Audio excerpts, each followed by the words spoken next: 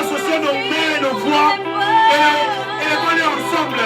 Et disons à ce Dieu, il est en repos et il est en contrôle. Encore une fois.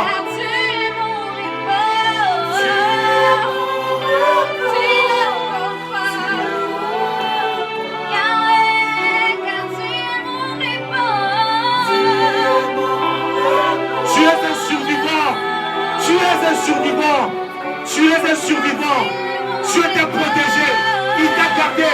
Il a pris soin de toi. Pas seulement toi, mais aussi de ta famille. Il est au contrôle de tout.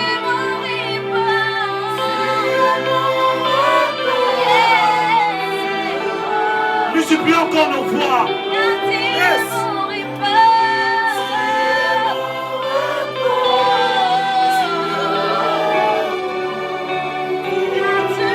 Déclarons encore cela.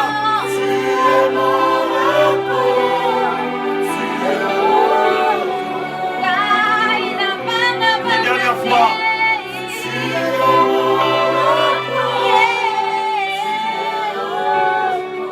Recommandons encore ce moment entre les mains du Seigneur. Puis demande encore à Dieu de te parler.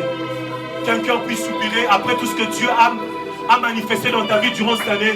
Demande encore à ce Dieu de te parler. Tu dis Seigneur, parle-moi. La parole de Dieu de ce soir sera comme un bonus de l'année.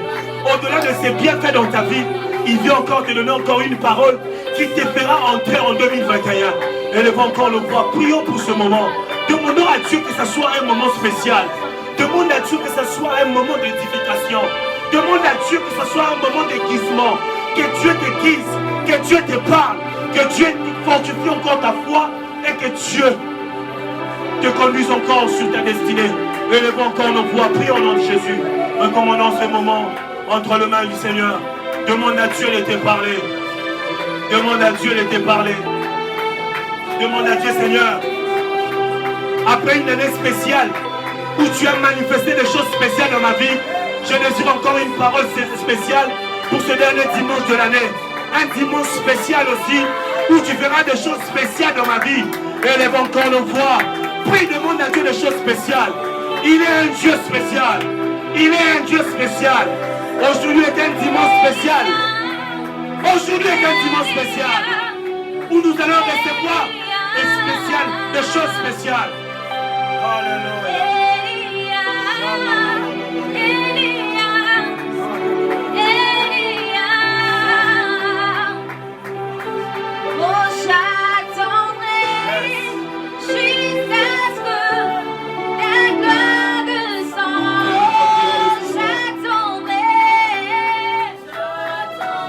Pressé d'écouter ta présence. Et nous allons attendre jusqu'à ce que ta gloire va descendre.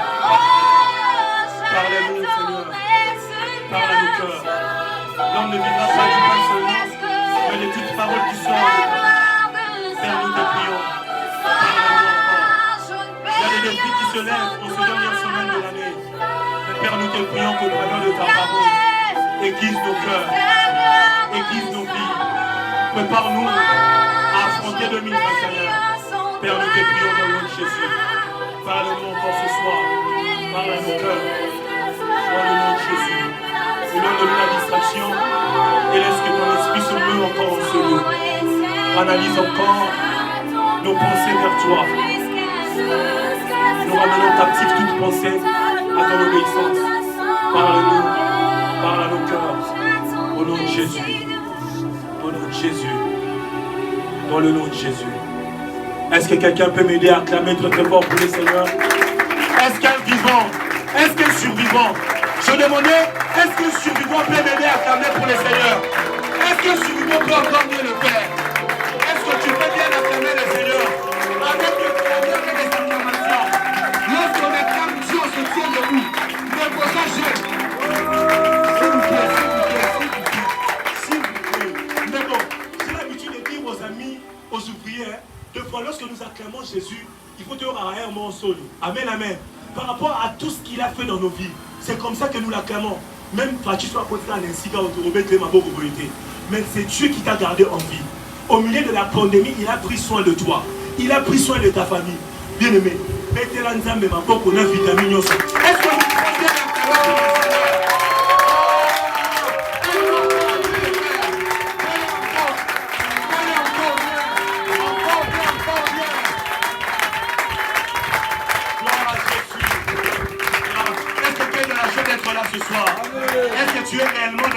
d'être là.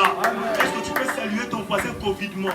Salue le bien-aimé qui est à côté de toi, geste barrière. Alléluia. Cet après-midi, Dieu va nous faire du bien. Dis à quelqu'un, Dieu va te faire du bien.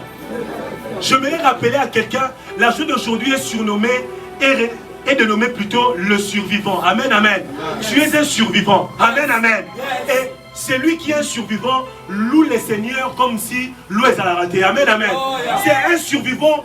Bénis Dieu comme s'il n'y avait pas d'assurance pour le lendemain. Amen, amen. Tu vas bénir Dieu. Nous allons prier aujourd'hui comme si aujourd'hui était notre dernier jour. Amen, amen. Mais avant de le faire, nous allons écouter la parole de Dieu. Un bien-aimé va nous apporter la parole. C'est un bien-aimé qui est spécial pour nous. Avec lui ensemble, nous avons commencé cette œuvre. Généralement, on le voit derrière les caméras, derrière les appareils. Mais aujourd'hui, il va nous bénir de la part de Dieu. Alors ne soyez pas étonnés de voir le cordon Shekinah être derrière la caméra. Aujourd'hui, c'est un dimanche spécial. Amen, amen. Yes. Ça fait partie aussi de choses spéciales pour aujourd'hui. Amen. Alors, celui qui va nous apporter la parole ce soir, c'est l'homme de Dieu, Josué Chibola. Alors qu'il avance, nous acclamons très très fort pour le Seigneur.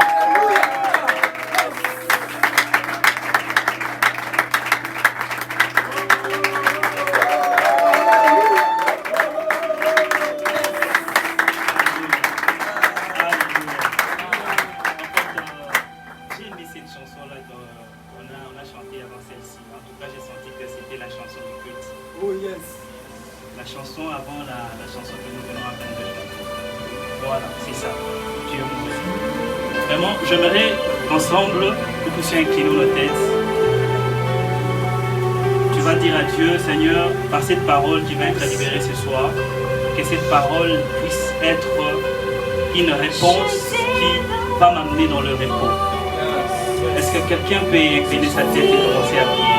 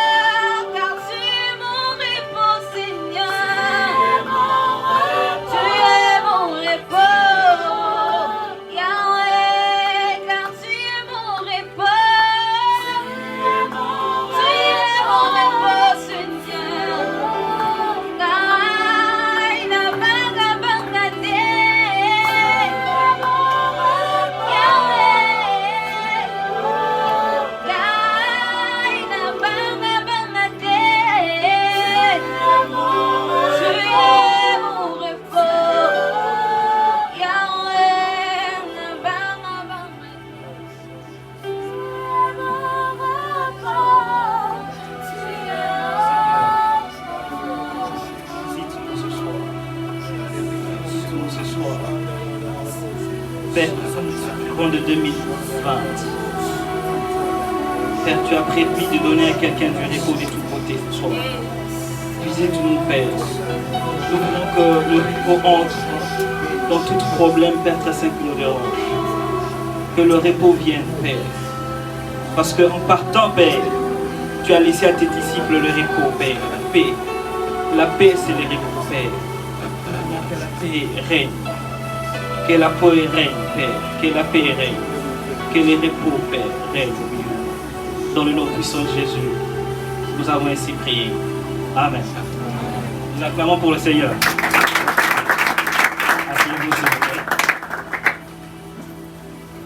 Premièrement, j'aimerais m'acquitter de ses devoirs. C'est lui de rendre grâce à Dieu pour cette opportunité qu'il nous accorde. Et je dirais aussi merci aux coordonnateurs pour cette marque de confiance qu'ils accordent à notre modeste personne. Alors, le thème que je nous propose ce soir, je n'ai pas assez du temps. Le thème que je nous propose ce soir, c'est après le sabbat. J'aimerais que tu dises à ton voisin, après le sabbat. Après le sabbat.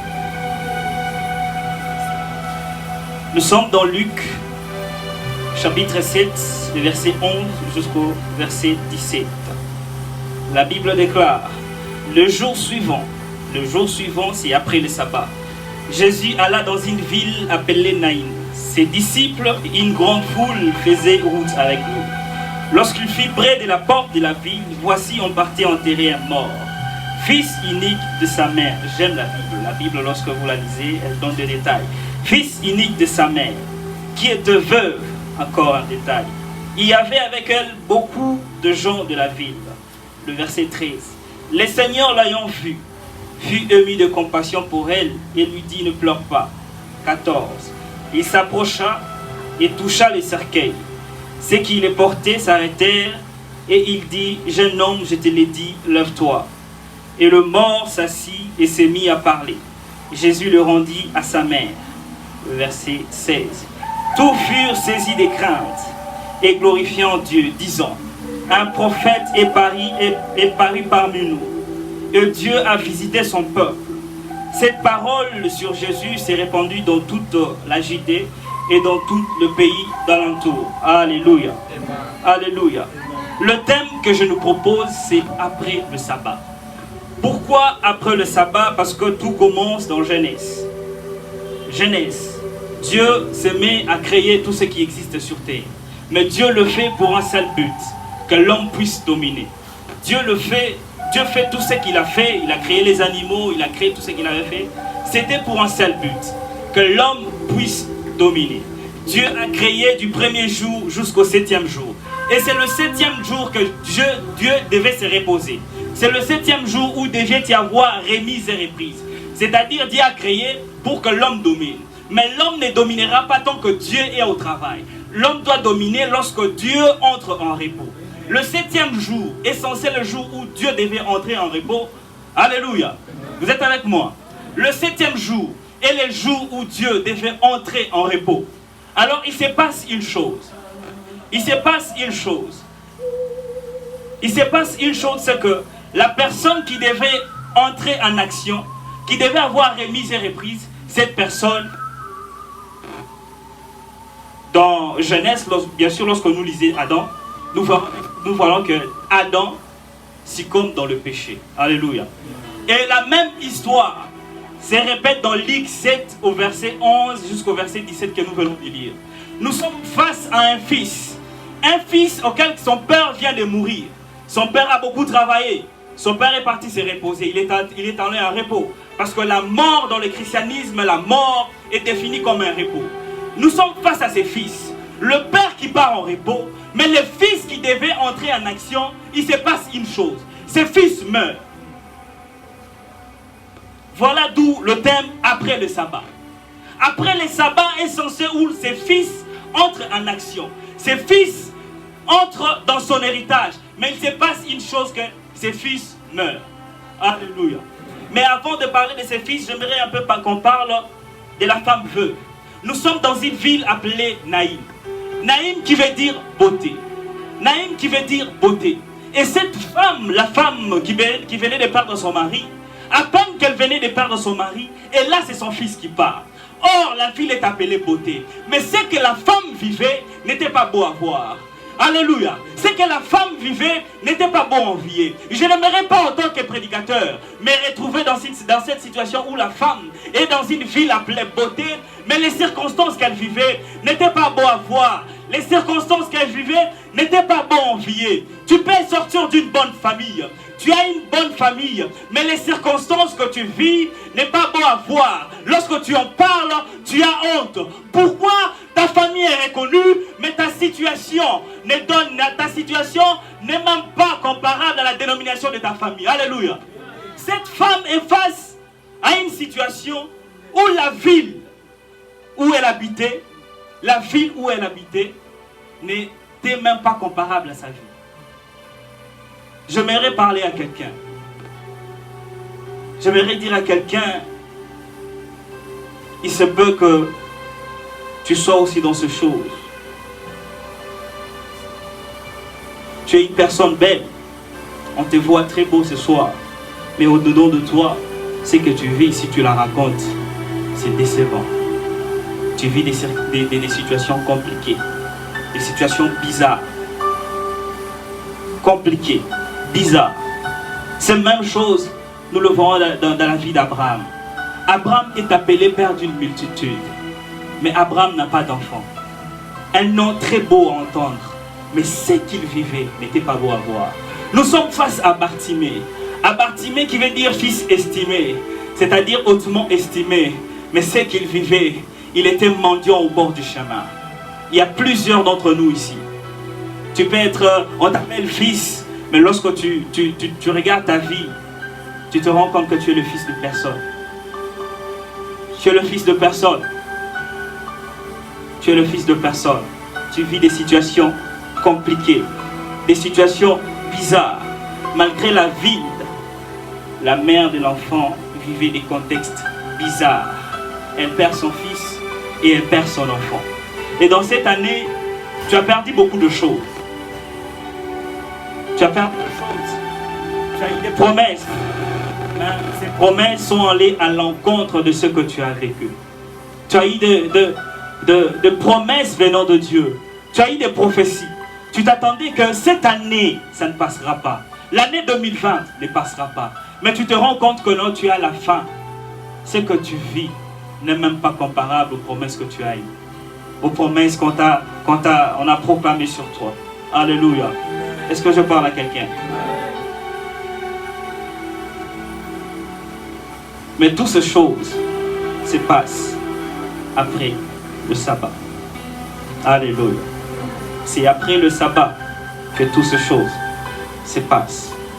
Après le sabbat, est censé le jour où tu entres dans ta bénédiction.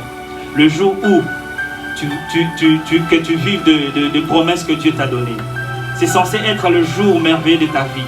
Mais c'est après le sabbat qu'il se passe des choses bizarres. C'est après justement qu'on t'a dit, tu seras une grande personne. Tu seras, je ne sais pas, ministre. Mais lorsqu'on t'a dit ça, justement après cette chose, tu vis des situations bizarres, des contextes bizarres. Alléluia. Tu vis des contextes bizarres. Cette femme vivait des contextes très bizarres que même moi, je n'aurais jamais m'y trouver. Elle avait déjà perdu son mari. Et maintenant, comme si le destin s'acharnait sur lui. Voilà qu'elle vient de perdre son fils unique. Elle n'a donc plus de postérité. Or, dans Genèse, lorsque nous lisons Genèse, la Bible déclare que c'est la postérité de la femme qui écrasera la tête du serpent. La femme se retrouve face à une situation où elle avait un fils. Ce fils est censé écraser la tête du serpent. Mais elle se retrouve face à une situation où elle n'a plus de postérité qui écrasera la tête du serpent. J'aimerais m'adresser à une personne qui avait un fonds de commerce qui pouvait l'aider à écraser son problème financier. Mais il se retrouve, le fonds n'y est plus. Le fonds est parti. Il se retrouve face à une situation où il a dépensé son argent inutilement et il n'a plus de fonds. Alléluia. Ce soir, je suis venu parler à quelqu'un. J'aimerais m'adresser ce soir à un homme qui cette année avait un fils unique appelé opportunité. Mais il se retrouve que la malgestion de l'opportunité. L'opportunité qui pouvait l'enlever du chômage. L'opportunité qui pouvait écraser la tête du chômage. Mais cette opportunité est partie. Nous vivons tous des circonstances bizarres. Où nous avons un nom, nous avons un renommé. Tu es homme de Dieu.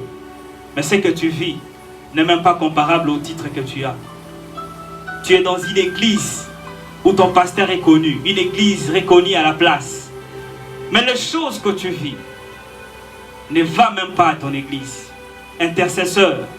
Tu es intercesseur. Mais les choses que tu vis n'est même pas digne d'un intercesseur. Pourquoi?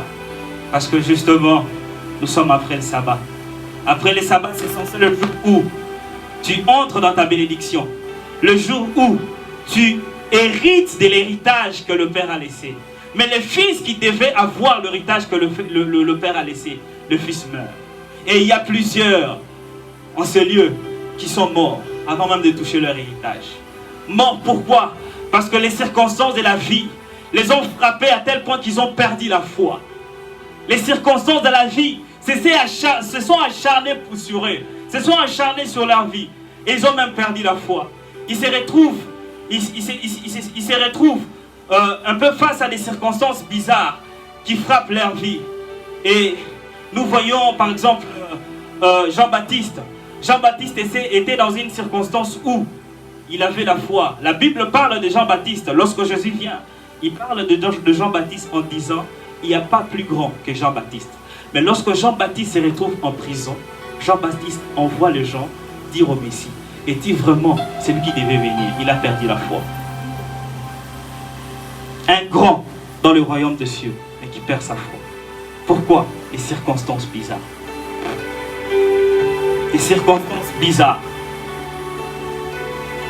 Les circonstances qui font mal. Les circonstances qui font perdre même la foi d'un homme. Et plusieurs, en cette année, tu as eu des promesses. On t'a dit que cela va se réaliser en 2020. Mais à cause de ce que tu as vécu, à cause de comment est-ce que la vie s'est acharnée sur toi, tu as perdu la foi. Tu n'as plus la foi. Tu as perdu la foi. La preuve, tu es en train de ramener tes promesses de 2020 en 2021. Alléluia. Tu es en train de ramener tes promesses de 2020 à 2021. Tu as perdu la foi. Tu as perdu la foi. Et il y a d'autres qui avaient peut-être une personne qui pouvait résoudre le problème émotionnel. Mais cette personne est partie. Et là, il se retrouve encore dans le processus. Pourquoi? Il est célibataire. Cet homme-là qui devait venir, il devait venir écraser la tête du célibat. Mais il est parti. Il est mort. Et là, tu as un problème émotionnel. Nous sommes face à cette femme veuve qui a perdu son mari. Un problème émotionnel. Un problème émotionnel. Alléluia. Est-ce que je parle à quelqu'un ce soir? Est-ce que je parle à quelqu'un ce soir? Mais ce que j'aime dans ces passages, c'est que dans le verset 12, la Bible déclare, lorsqu'il fut près de la porte de la ville, voici on partait enterrer un mort, fils unique de sa mère, qui était veuve, et il y avait avec elle beaucoup de gens de la ville. J'aimerais dire à quelqu'un, cet événement se déroule dans un temps précis et dans un lieu précis. Et de la même façon que cet événement se déroule dans un temps précis et dans un lieu précis, j'aimerais dire à quelqu'un, ta visitation sera dans un temps précis et dans un lieu précis. Et j'aimerais dire à quelqu'un, tu es venu ce soir et ta visitation, c'est ce soir. Ta visitation, c'est ce soir. Ta visitation, c'est ce soir. Ta visitation, c'est ce soir.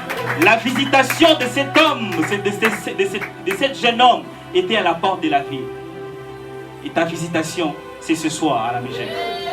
Alléluia.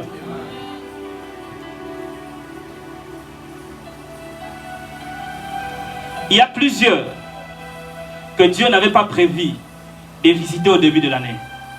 Il y a plusieurs que Dieu n'avait pas prévu de visiter au milieu de l'année.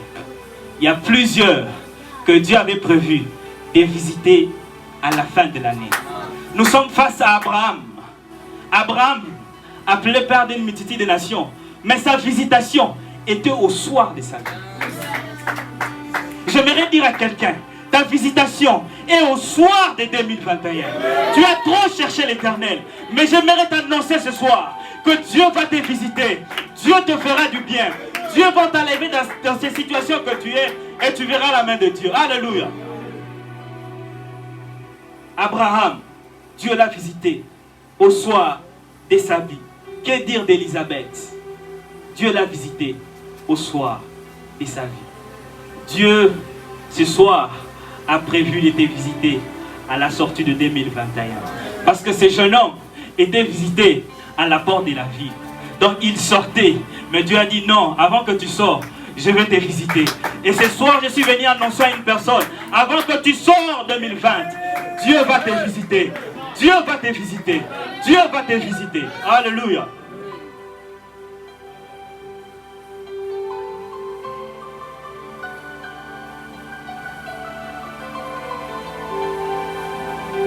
C'est à la porte de la ville que tout se passe. J'aime la porte de la ville. C'est à la porte de la ville que Dieu se passe. Je m'imagine, je me fais une histoire. Je me dis que certainement ses fils avant de mourir, il était malade. Alors les oncles ont cotisé. Les tantes ont cotisé. Le quartier a cotisé. Tout le monde a cotisé. Mais c'est parce qu'une chose, malgré la cotisation de ces gens, ses fils meurent. J'aime Jésus. Jésus rend l'inaction, il les rend action pour ta vie. Il se passe une chose. Ses fils qui devaient entrer à son héritage, ils meurent. À la sortie juste de la vie, Dieu le visite. J'aimerais dire à quelqu'un, ce soir, qu'il pleuve, qu'il neige, tu auras ta visitation. Tu auras ta visitation. Tu auras ta visitation. Tu auras ta visitation. Tu auras ta visitation. Alléluia.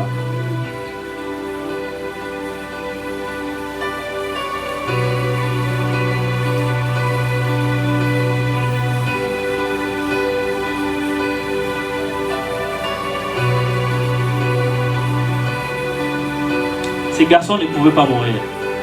Et ces garçons ne pouvaient pas être enterrés.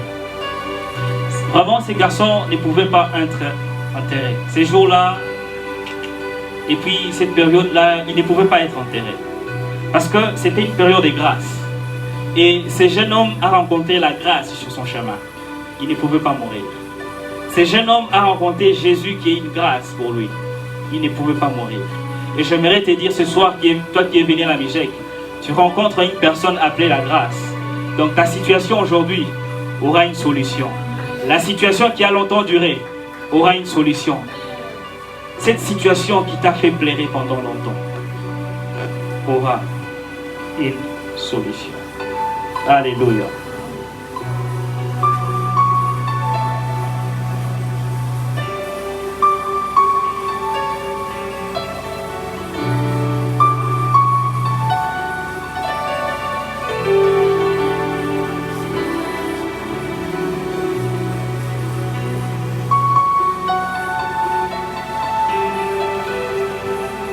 Et ce fils, il n'a pas seulement rencontré la grâce sur son chemin, mais il a rencontré la vie.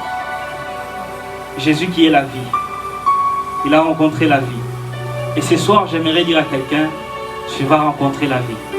Ta situation, ton projet que tu avais mis dans, que tu avais emballé, que tu as dit, moi je ne ferai plus ça, parce que ça n'a pas marché.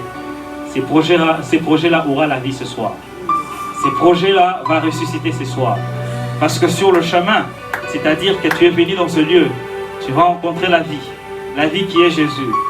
Cet enfant ne pouvait pas mourir comme son père, parce que la vie était sur son chemin. Il a rencontré la vie. Et lorsque tu rencontres la vie, tu ne peux être enterré. Lorsque tu rencontres la vie, tu ne peux pas sortir de la porte de la vie. Hein? Lorsque tu rencontres la vie, tu ne vas pas sortir 2021 comme ça. Lorsque tu rencontres la vie, tu ne vas pas sortir 2021 comme tu étais. Lorsque tu rencontres la vie, tu ne sortiras pas de 2021 vidé. Tu sortiras de 2021 rempli. Tu sortiras de 2021 rempli. Alléluia. Ce que j'aime avec Jésus, lorsque nous descendons encore, c'est que il y a des gens qui demandent, mais lorsque Dieu veut te faire du bien, même si tu n'as plus la foi, même si tu ne demandes pas, il te fait du bien.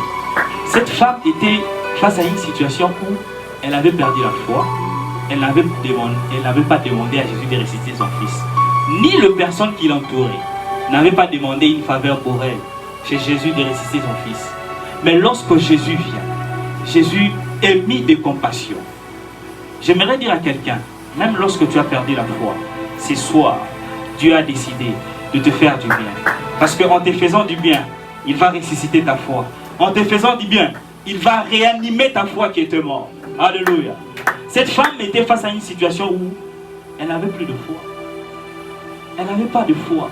Parce que à peine qu'elle venait de perdre son mari, et c'est son fils qui parle. Et ce fils-là était déjà mort. Il ne pouvait pas avoir la foi, il ne pouvait plus rien demander. Et les hommes qui entouraient cette femme n'avaient même pas demandé à Jésus de ressusciter ces jeunes-hommes. Mais Dieu s'est décidé de ressusciter ces jeunes hommes. J'aimerais dire à quelqu'un, après le sabbat, peu importe ce que tu as vécu, peu importe ta situation, après le sabbat, juste à la sortie de 2020, Dieu va te faire du bien. Dieu va te faire du bien. Après le sabbat, peu importe ce que tu as vécu, juste à la sortie, à la porte, Dieu va te faire du bien. Le bien, c'est que l'enfant n'était pas encore sorti de la ville. L'enfant était dans la ville. Mais la Bible déclare, lorsqu'ils arrivaient près de la porte de la ville, j'aimerais dire à quelqu'un, nous ne sommes pas sortis encore de 2021, mais nous sommes à la porte de la sortie de 2021. Et ce soir, Dieu a décidé de faire à quelqu'un du bien. Alléluia. Dieu te fera du bien ce soir. Dieu te fera du bien ce soir.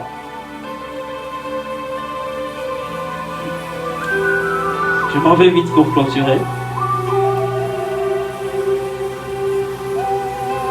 La Bible déclare dans 14, il s'avança et toucha les cercueils. Le porteur s'arrêta. Jésus dit, jeune homme, réveille-toi. C'est un homme. En tout cas, j'aime Jésus. Parce que quand il entre en action, même l'inaction devient une action. Il est temps que ces choses qui ont traîné dans ta vie, que ces choses s'arrêtent.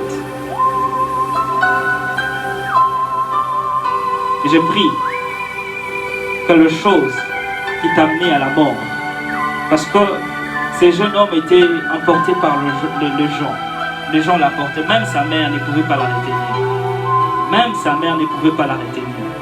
Même sa mère ne pouvait pas la retenir. Malgré l'amour qu'elle portait en sa faveur. Elle ne pouvait pas la retenir parce qu'il était déjà mort. Il ne pouvait qu'aller l'enterrer. Et ces gens aussi qui transportaient ces morts ne pouvaient pas la garder. Ils ne pouvaient que l'accompagner.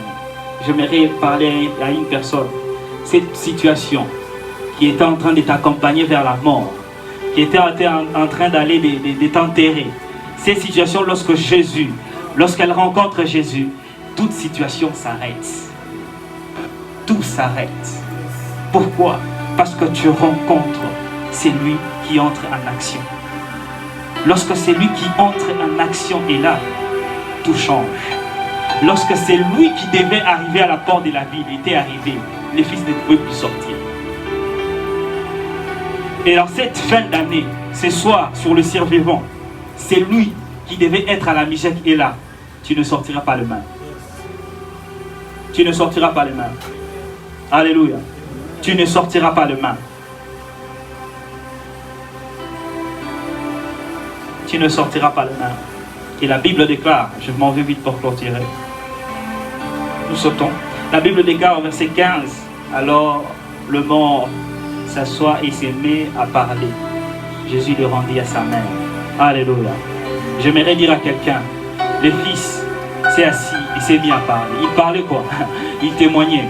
J'aimerais t'annoncer une saison où tu vas commencer à témoigner le grandeur que Dieu va te faire dans ta vie. J'aimerais t'annoncer le chose que tu vas commencer à proclamer parce que Dieu t'a visité ce soir. Dieu va tellement te visiter ce soir que tu vas commencer à proclamer. Parce que le fils était assis et était en train de parler. Il disait quoi? Il disait quoi? Il était en train d'annoncer, de témoigner ce que Dieu avait fait pour lui. Il est temps que tu témoignes sur ta situation qui a longtemps duré. Il est temps que tu témoignes. Est-ce que quelqu'un peut s'élever et commencer à prier?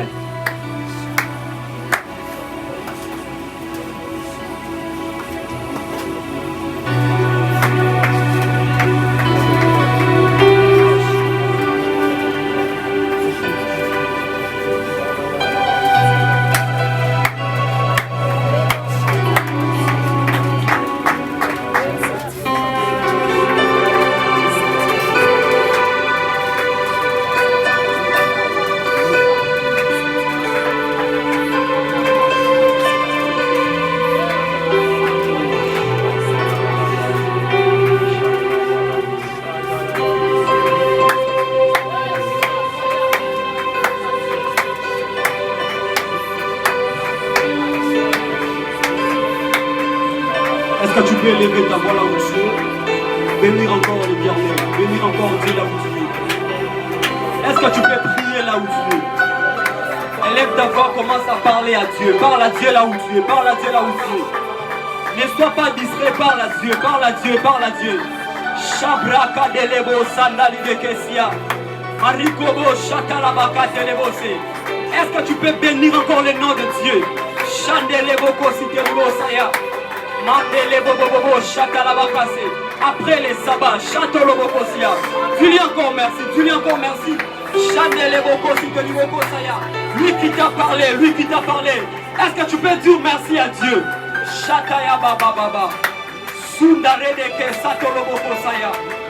Mandele braka telebosia. Shondala bakase. Au nom de. Au nom de.